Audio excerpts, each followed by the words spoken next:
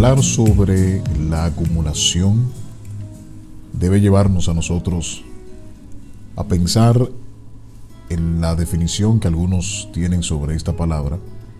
Y claro, se le llama también trastorno de acumulación, que es, conforme algunos establecen, el trastorno de acumulación compulsiva es una dificultad persistente para desechar o separarse de las pertenencias, ya que se tiene la percepción de que hay que guardarlas.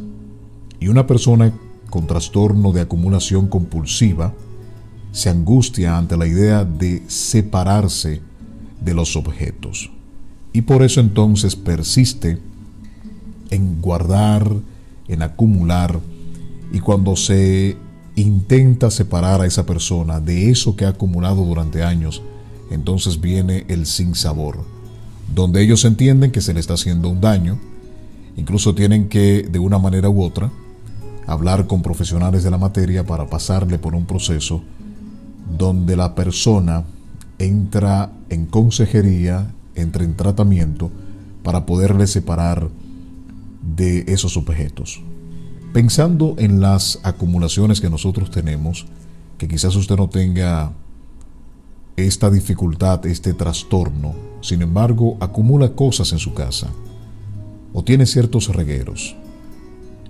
Alguien decía en su momento que una persona que es tacaña también es acumuladora, una persona que no da, que no saca nada de su vida y va acumulando, ya sea dinero, sea objetos, etcétera, etcétera, etcétera. Pero ¿qué sucede cuando esa acumulación no es de muebles, de ropa, de un envase, de una cuchara, de basura, de animales muertos? Incluso hasta ese punto llega una persona que tiene el trastorno de acumular, tener animales muertos allí dentro de su casa. Cuando eso pasa al alma, cuando nosotros somos personas que acumulamos en el alma, cuando acumulamos en la mente, y de una manera u otra caemos constantemente en el dolor, en la tristeza, en la melancolía, caemos en ese mar de amargura, de sinsabores. Y Dios quisiera entonces que nosotros comencemos a pasar por ese proceso, ese crisol, ese limpiar nuestras vidas, el limpiar nuestros corazones, el limpiar la mente, el limpiar los sentimientos. Y tenemos esencialmente dos maneras de responder ante los embates de la vida y las injusticias. Y cada vez que nosotros nos sentimos heridos, escogemos dos caminos. El primero obedece a nuestra respuesta natural y nos convierte en cobradores de deudas. Eso es muy natural. Cuando vienen las injusticias, cuando vienen las heridas, cuando vienen los embates de la vida, algo natural que sale de nosotros es que nos convertimos en cobradores de deudas. Nos proponemos hacer que el ofensor pague por lo que ha hecho. Podemos ser abiertos incluso o sutiles, pero hasta no obtener una disculpa satisfactoria, hasta no determinar si se ha pagado la penalidad adecuada, el malhechor debe guardar prisión hasta que su cuenta quede saldada. Nos reservamos el derecho de castigarle por su transgresión. En lugar de nosotros soltar, en lugar de nosotros abrir, en lugar de soltar la soga ante las ofensas recibidas, y en lugar de dejar que un Dios fuerte y grande maneje el problema de acuerdo a su camino perfecto, a su camino justo, a su camino redentor, nos aferramos una y otra vez al dolor y nos rehusamos a soltar ese dolor. Mantenemos a nuestro ofensor secuestrado, o queremos pensar que así es, que esa persona que nos hirió, que nos golpeó, esa persona debe estar presa, debe estar allí en la cárcel de mi corazón. Mantenemos a ese ofensor o a esa ofensora secuestrado, lo mantenemos con linderos. Pero el problema de ser nosotros cobradores de deudas va más allá de mantener a nuestro ofensor en prisión, sino que nos colocamos nosotros mismos en una prisión. Nosotros nos colocamos en la misma condición que estamos colocando a esa persona que nos ha herido. Fíjese que el trastorno de acumulación compulsiva tiene que ver con el hecho de la persona no salir de sus objetos, no quiere separarse, y si se intenta separar a esa persona de sus objetos, entonces entiende que la angustia le llegará. Entran en desesperación, un ataque de pánico, de nerviosismo, el estrés se le comienza a llegar porque esa persona se aferra a lo que ha acumulado. Y nos pasa a nosotros cuando alguien nos habla de dejar al ofensor, de soltarle la soga, de sacarlo de la prisión. Cuando alguien nos habla de las amarguras que hemos estado acumulando durante años, entonces se nos llena el corazón de angustia, se nos llena el corazón de mucha pena, de dolor, de tristeza.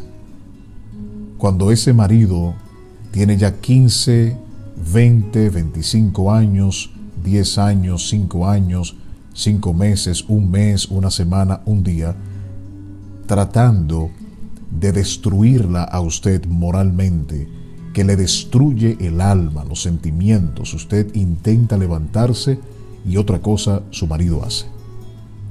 El típico ejemplo del hombre que deja los regueros en la casa, y a la medida que el hombre va dejando sus regueros, la mujer se va incomodando y se va incomodando, y por más que esta mujer quisiera dejar todo esto, el hombre sigue dejando los regueros y el corazón se va entonces endureciendo, y todo lo que hace el hombre le va molestando.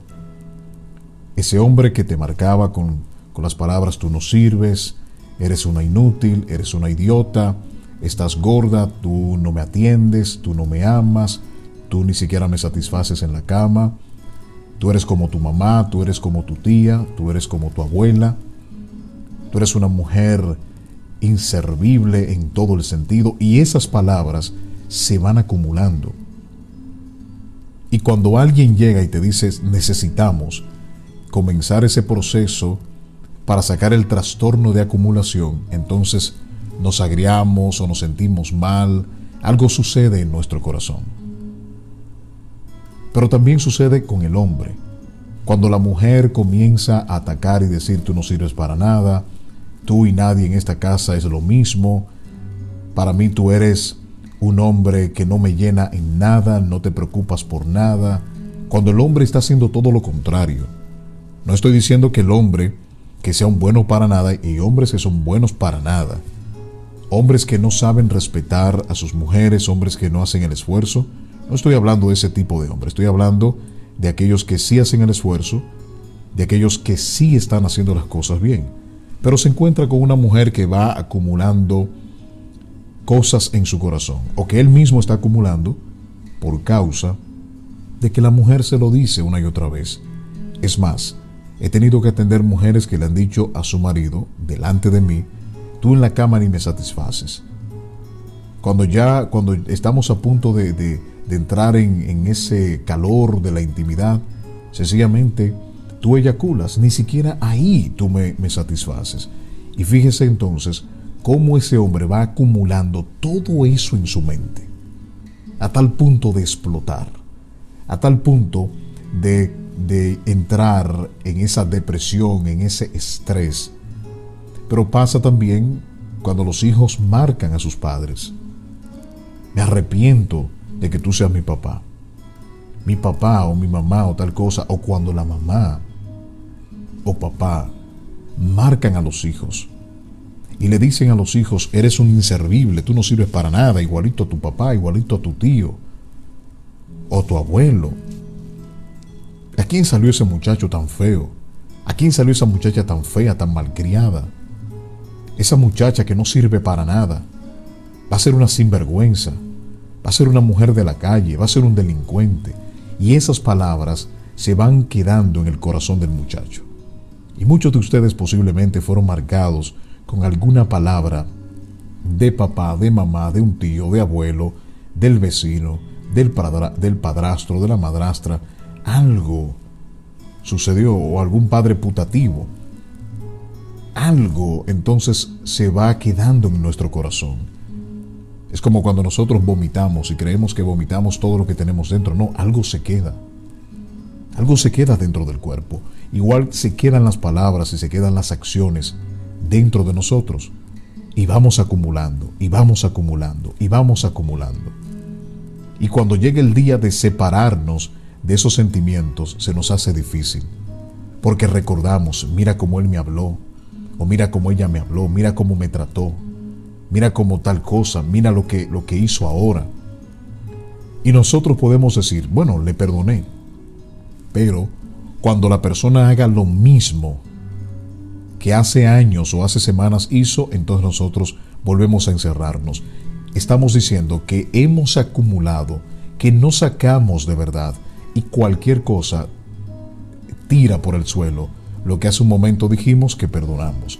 Puede que sea el jefe, puede que sea la jefa, puede que sea el pastor, puede que sea la pastora, puede que sea un líder, puede que sea un hermano que te tenga el corazón así, y acumulando y acumulando y acumulando una y otra vez, y llenándote el corazón de amargura, llenándote el corazón de tristeza.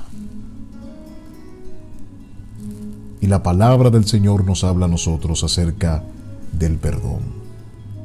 Pero cuántas cosas nosotros honestamente hemos acumulado durante años. No sé ni siquiera cómo papá o mamá le crió a usted. Si le dio en adopción, si se le dio a una tía, si fue abuela o abuelo que le crió, cómo fue su crianza, cómo le maltrataron, cómo le rechazaron desde la escuela. La familia que se supone debe ser una fuente de bendición para el ser humano, también se convierte en un infierno para el ser humano. El matrimonio, que debe ser una fuente de santificación, se convierte a veces en lo peor que le puede pasar al ser humano. ¿Por qué razón? ¿Porque el matrimonio sea malo? No, porque aquellos que están casados de una manera u otra han estado hiriéndose y acumulando y acumulando y acumulando y acumulando tantas heridas, y acumulan palabras y acumulan gestos que ni siquiera se pueden dirigir la palabra, que ni siquiera se resisten el uno al otro, o se soportan, sería la palabra. Sí se están resistiendo, no se soportan, no se aguantan, y llegamos a un punto así. Tantas heridas, tantos problemas. Y como me decía una joven en estos días, cuando estábamos en consejería, que ni siquiera puede concentrarse para tener relaciones sexuales con su marido por tantos problemas que tiene. Estamos hablando de más de 10 meses sin sostener relaciones sexuales con su marido, sencillamente por los problemas. Está bloqueada, se ha dejado saturar, está tan acumulada su mente y su corazón que no hay un espacio para otra cosa. Cuento esta historia de la vida real. Tomé esto de un escrito que me gustó muchísimo y lo quiero compartir con ustedes porque es un ejemplo de cómo la gente va acumulando durante años cosas en su corazón. Y esto que le voy a decir posiblemente sea también su situación. A usted le pasó así y quiera el Señor y le sea de mucha bendición. Un colega me contó la experiencia desgarradora de una mujer que decidió compartir su historia con la congregación de su iglesia. Mientras Dios le venía revelando su necesidad de escoger el camino del perdón. Cuando era jovencita, ella y una amiga decidieron visitar a la oficina del alguacil. Esta quedaba en el mismo edificio que la cárcel del condado, donde ambas vivían. Las niñas siempre habían considerado a este como su amigo, como una persona uniformada, con su chapa de identificación y muy divertida. La veían como una persona que era su amiga y que también puede ser su papá. En un momento dado, su amiga se fue a jugar y la dejó sola en la oficina del alguacil. Y de repente, su mirada cambió y se empezó a sentir incómoda. La atmósfera se fue tornando tensa y escalofriante. Él se acercó y le susurró: si le dices a tus padres lo que te voy a hacer, señalando los barrotes de la celda que quedaban detrás de él, te voy a encerrar en una de esas. Y con eso procedió a abusar de la niña, de la joven. Habían pasado años desde aquel fatídico evento en su día. Y siendo ya adulta, se decidió finalmente a compartir su historia.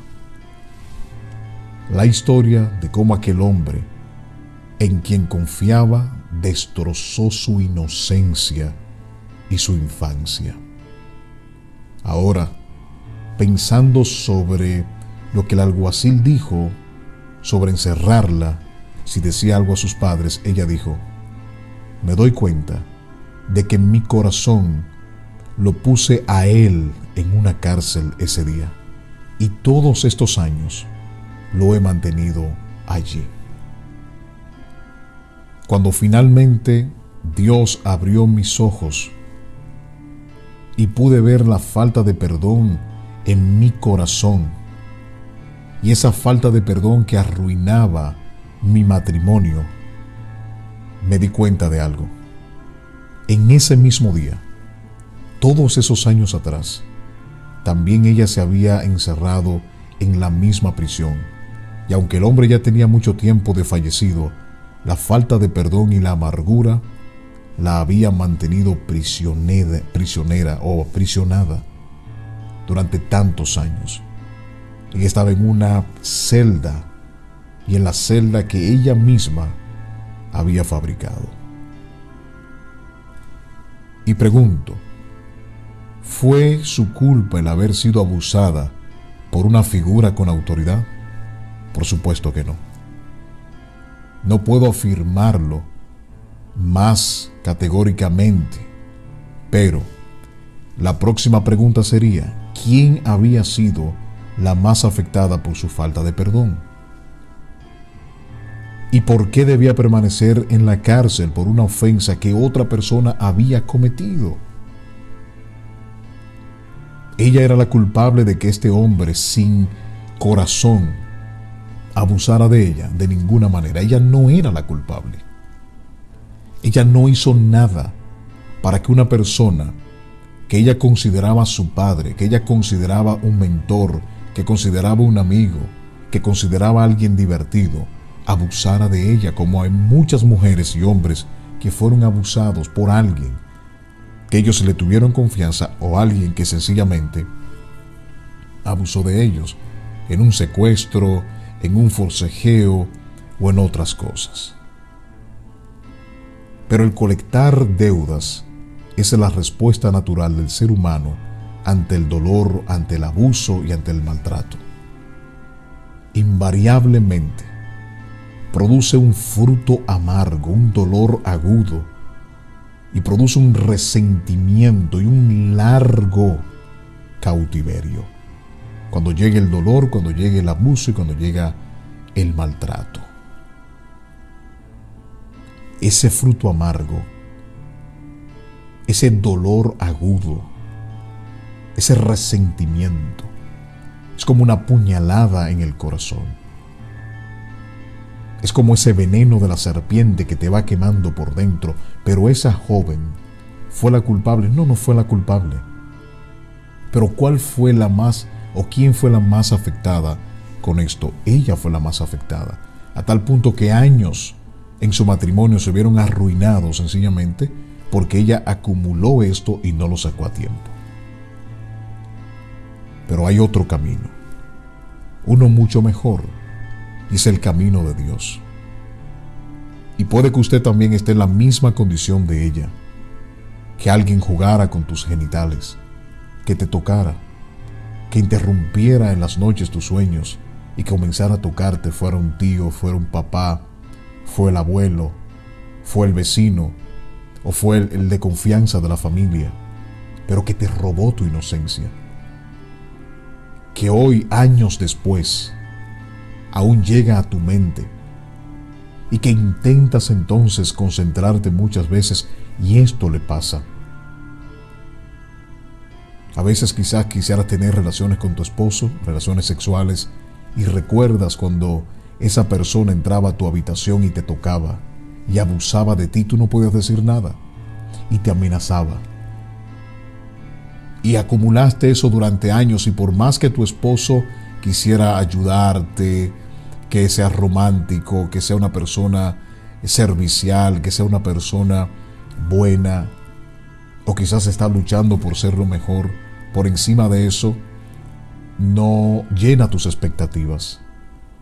O cuando intentas sostener relaciones sexuales, hay algo que se llama la memoria del dolor, que aunque no te duela estar con tu esposo, cuando llegue el momento del coito, aunque no te duela, eso te llega a la mente y comienza a doler y comienza a molestar, y para no ofender a tu esposo quedas en silencio, y eso se acumuló durante años. Podemos tomar el camino del Señor, pero también le pasan a los hombres, algunos hombres que también fueron abusados, que fueron tocados. Hay otro camino, hay un camino mucho mejor, es el camino de Dios, así que déjalo ir. Como alternativa de ser colectores de deudas, el camino del resentimiento y la represalia, Dios nos llama a la elección pura y poderosa del perdón, a perseguir siempre lo que sea mejor para nosotros, restauración y reconciliación. Dice la palabra de Dios, hablando al apóstol Pablo en Colosenses 3:13, como Cristo os perdonó. Nos está llamando a nosotros a perdonar como Cristo nos ha perdonado. Como Jesús nos perdonó.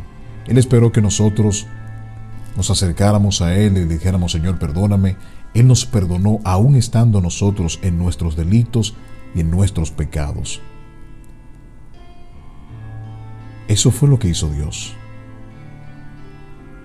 Y Pablo es quien dice aquí en Colosenses: como Dios los perdonó, así también ustedes deben perdonar a quienes le han ofendido, a quienes se le han dañado.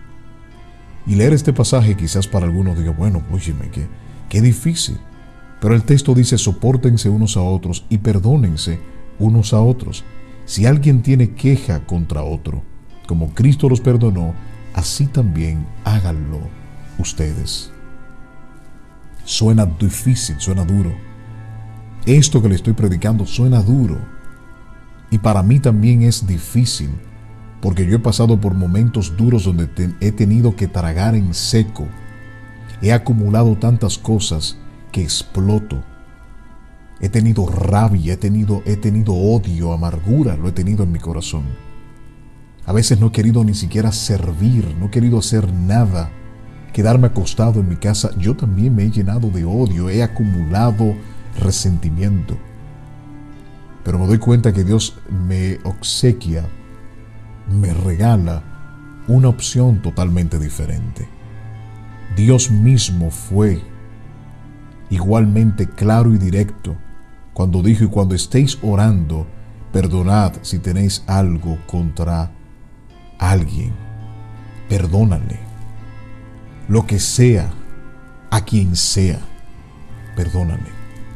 Ninguna ofensa es demasiado grande. Ningún ofensor está fuera del alcance del perdón que debemos conceder. Y sí, esa clase de perdón no es natural. Esa clase de perdón es sobrenatural. En ocasiones es casi increíble cómo nosotros llegamos a perdonar, porque no es algo natural.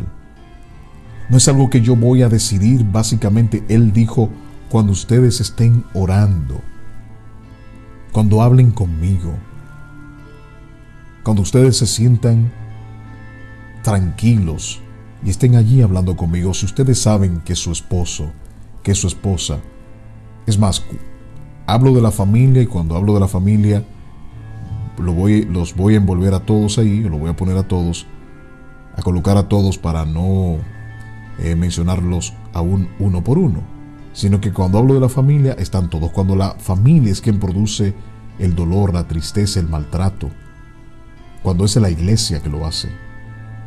Pero si nosotros también hemos hecho eso contra alguien, quisiéramos que alguien nos perdone, porque no somos inocentes del todo. No somos inocentes. La historia de la joven, ella no hizo nada. Ese es un punto. Pero nosotros no somos inocentes del todo cuando se trata de otras o de otros temas, donde queremos que Dios nos perdone y que otras personas nos perdonen a nosotros. Quiero compartir otra historia, otro testimonio que es de la vida real. Y la persona que escribe dice: si usted quiere ver lo que significa el perdón, pregúntele al cirujano cuya mala práctica médica le costó la vida a la mamá de mi amiga Margaret. La llevaron a emergencia con un dolor en el pecho, a pesar de verse animada y alerta mientras le hacían las pruebas, que sí terminaron revelando un pequeño infarto. Se determinó que una angioplastía era el procedimiento adecuado para desbloquear sus arterias. Fue llevada inmediatamente al quirófano y todos esperaban que estuviese bien. Estábamos allí en la sala esperando que saliera el doctor y que todo saliera muy bien. Pero en medio de la operación, el doctor infló el balón demasiado rápido y antes de tiempo. El daño en su corazón hizo que fallara irremediablemente. La madre de mi amiga cayó en un coma profundo y murió horas después. El papá de Margaret estaba inconsolable. Su esposa, durante 42 años, le había sido arrebatada en cuestión de minutos. Un matrimonio atesorado y de un amor intenso y leal como pocos, había terminado sin nada que lo justificase, y por error de un cirujano. Los días que siguieron fueron demasiado dolorosos para Margaret. Su papá, que es alguien de un trato suave y bondadoso, se estaba convirtiendo en un ciclón lleno de rabia, de dolor, desconsuelo y ávido de venganza. En su ira descomunal y atormentado por un corazón destrozado, se propuso destruir el hospital. Y este hombre exigió entonces una reunión con la administración del hospital y los doctores responsables del cuidado de su esposa, y les prometió demandarlos y acabar con ellos. Y él dijo: yo voy a vivir para que ustedes sufran, y quiero verlos sufrir así como lo hicieron con mi esposa. Mientras el staff del hospital y los médicos esperaban ansiosamente la llegada del papá de Margaret para la confrontación, estos médicos comenzaron a temblar ante lo que ellos esperaban o temían escuchar. ¿Cómo alguien en sus zapatos podía enfrentar una situación como esta?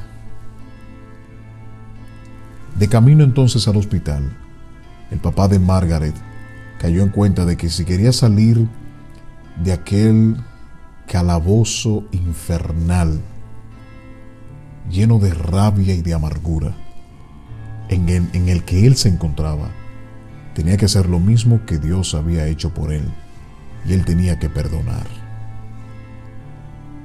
Y para sorpresa de todos, mientras este hombre atravesaba el umbral de la puerta y caminaba directamente hacia el hombre cuyo descuido acabó con la vida de su esposa, el papá de mi amiga Margaret extendió su mano y le dijo a aquel hombre: de la única forma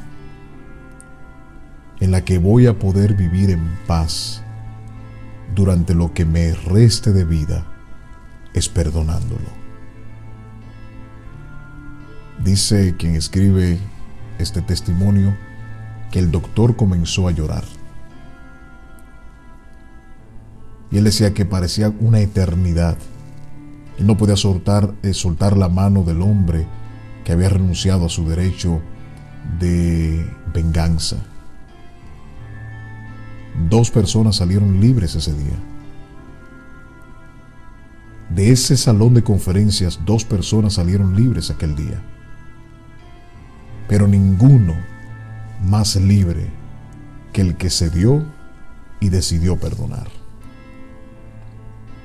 Cuando uno lee estas historias y uno puede pensar, bueno, fue una historia, básicamente no, algo que sucedió en la vida real.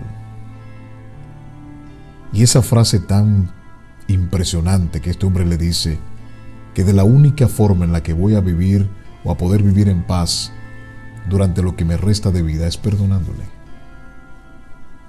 El doctor que se había equivocado, el cirujano que se había equivocado y había acabado con la vida de su esposa, no tiene ni siquiera cómo responder a algo así. Y quizás usted también esté en una condición en la cual quisiera perdonar y no ha podido. El Señor nos da a nosotros la estrategia de cómo perdonar. Y Él dice, cuando ustedes estén orando, si tienen algo contra alguien, perdónenle. Si el corazón se ha llenado de amargura, están acumulando una y otra vez, tienen que perdonar a esa persona que le hirió, a esa persona que le ofendió.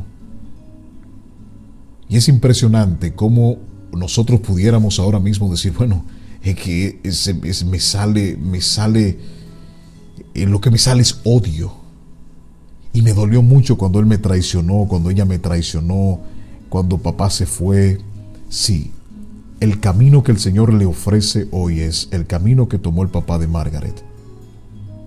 Déjalo ir.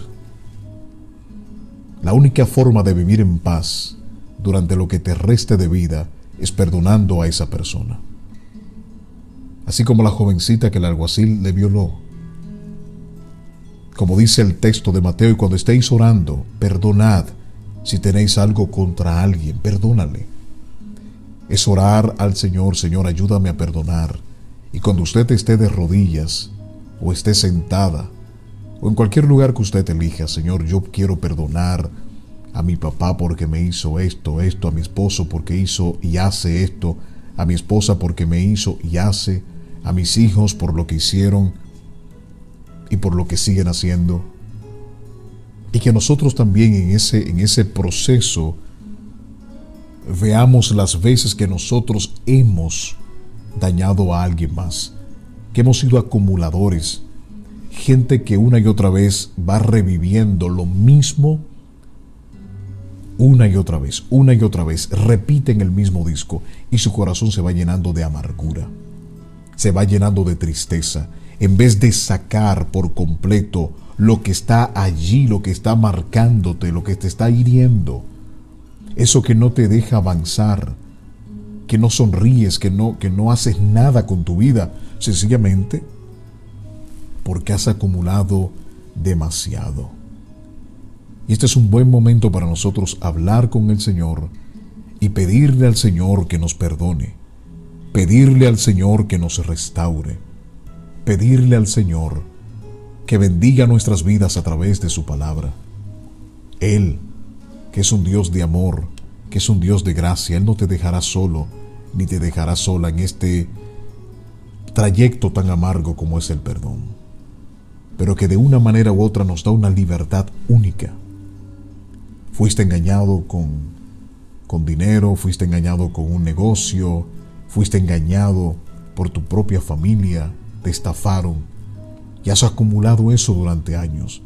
Quizás yo no tenga el tiempo de mencionar cada una de sus dificultades, pero ustedes saben el por qué hoy su corazón está rebosado de cosas que no son necesarias, que han cargado completamente tu vida y que te han alejado de la gente que realmente te ama, de la gente que quiere compartir contigo. Fíjate cómo esto ha dañado a tus hijos, a tu esposo, a tu esposa, el ministerio, la iglesia, ese amigo que te traicionó y sencillamente dijiste, ya no más. Ninguna mujer, ningún hombre le vuelvo a abrir mi corazón, no vamos a ser amigos nunca más.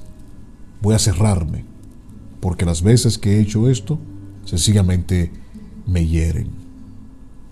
El Señor es bondadoso. En su amor, en su misericordia, Él está allí para perdonarnos, Él está allí para transformarnos, Él está allí para trabajar con nuestra alma.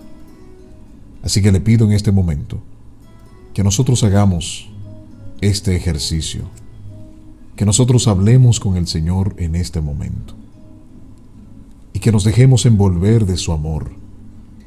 Y la persona con mayor dificultad al no perdonar es usted. El Señor es un Dios de amor. Y el Señor dice en su palabra que el que no ama no ha conocido a Dios, porque Dios es amor. Y parte del perdón tiene que ver con eso. A veces no amamos correctamente porque no hemos perdonado. He aquí, dice Isaías 38, 17, he aquí amargura grande me sobrevino en la paz, mas a ti agradó librar mi alma del hoyo de corrupción, porque echaste tras tus espaldas todos mis pecados. Esos años de acumulación, esos años de tristeza. Fíjese que Isaías dice, cuando yo estaba en paz, entonces me sobrevino esa amargura. Y a muchos de nosotros nos sobrevino así, como a la jovencita que iba a jugar con el alguacil. Ella no tenía la culpa. Y en medio de su paz, en medio de jugar, este depravado sin corazón, entonces abusó de ella, un animal completamente. Y durante años entonces esto le causó problemas en su matrimonio, que cada vez que sostenía relaciones con su esposo, ella recordaba esa noche, o ese día cuando el alguacil abusó de ella. Mas Dios muestra su amor para con nosotros, en que siendo aún pecadores, Cristo murió por nosotros. Oh Señor, con mucha frecuencia te he pedido, Señor, que me muestres tu amor, aun cuando tu amor se revela en las Escrituras. Perdóname por no leer la Biblia para escuchar tu voz y por los momentos en que la leo sin prestarle atención o creer en ella.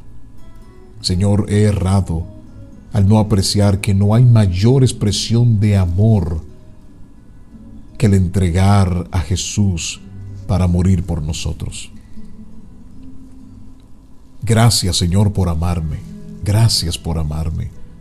Gracias porque puedo descansar seguro en ti. Porque tú me proteges durante todo el día y porque puedo descansar en tus hombros, Señor, como dice Deuteronomio 33:12. Gracias, Señor, porque me colmas de atenciones, como dice Job 7:17. Gracias porque tu amor, Señor, es mejor que la vida.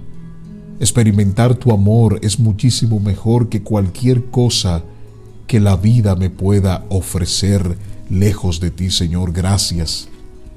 Oh, gracias, Espíritu Santo de Dios, gracias. Y en este momento, Señor, que nosotros reconocemos tu amor, también perdonemos a aquellos que nos han ofendido y que durante años hemos acumulado, Señor, en nuestros corazones todas estas cosas. Gracias porque no quitarás tu amor de mí, Señor, ni traicionarás tu verdad hacia mí, como dice David en el Salmo 89. Gracias, Señor, porque cuando estoy en angustia, tú la utilizas para mi bendición. Tu amor hacia mí, Señor, me da gozo, me da alegría. Gracias, porque cuando amo al Señor Jesucristo, Él me responde y se manifiesta para mí en medio de mi aflicción. Oh, tú me amas, Señor, yo lo sé, tú me amas, tú lo hiciste por mí en la cruz.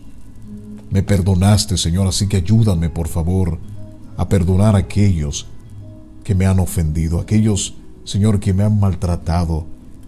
Es un buen momento para que nosotros lo hagamos, para que pidamos al Señor que sane nuestros corazones y que decidamos hoy perdonar a otros, perdonar al que nos marcó, a ese ofensor, y que quizás estamos esperando el momento para que esa persona pague por lo que hizo.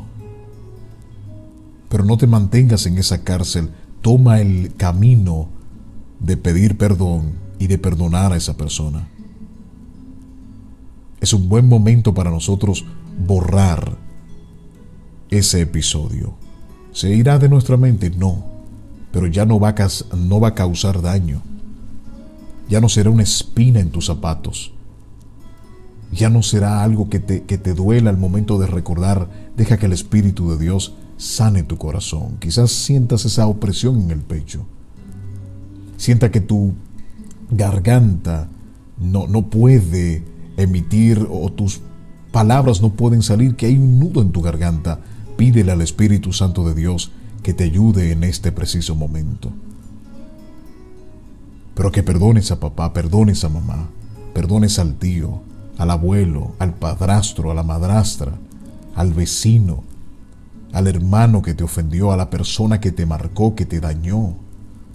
Es mejor vivir libre, como decía el papá de Margaret. Los días que me restan por vivir, quiero hacerlo en paz.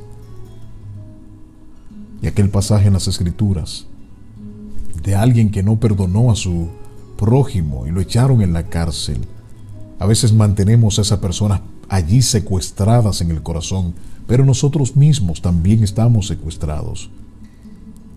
Duele, sí, claro que sí que duele, pero es un buen momento para nosotros sacar, para nosotros perdonar, para librarnos de esa ira, de ese enojo, de esa amargura, y que vuelvas a sonreír.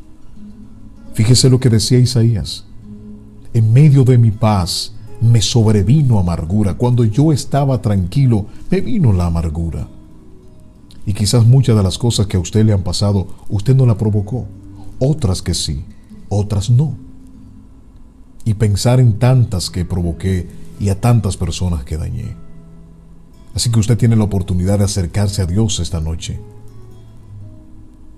o este día, dependiendo de donde usted nos esté escuchando, y sanar el corazón. No es fácil, no lo es. Y desde hoy en adelante que se convierte en una práctica para ti. Señor, yo lo perdono, yo la perdono. A veces creemos que esa persona tiene que venir donde nosotros y decirnos: mira, perdóname por esto, esto y aquello. Si esa persona no pide ese perdón, está dentro de nosotros la disposición, como dice la palabra del Señor allí en Colosenses y en Mateo, de perdonar como Cristo nos perdonó. Te doy gracias, Señor, y bendigo a cada persona que escucha un tema como este. Ayúdale, Señor, a ser libres de toda amargura, de todo resentimiento, y que ya no sean acumuladores, sino que sus vidas sean libres para compartir con sus hijos, con su cónyuge, con los hermanos en el ministerio, que compartan en su trabajo, en su oficina, que disfruten, Señor, de la libertad que tú le has dado. Te doy gracias, Señor, en el nombre de nuestro Señor Jesucristo. Amén y amén. Que Dios los bendiga, amados, que la gracia del Señor esté con cada uno de ustedes. Espero en el Señor que esto les sea de mucha bendición, y si pueden compartirlo con otros, también será de mucha ayuda. Dios los bendiga y Dios los guarde.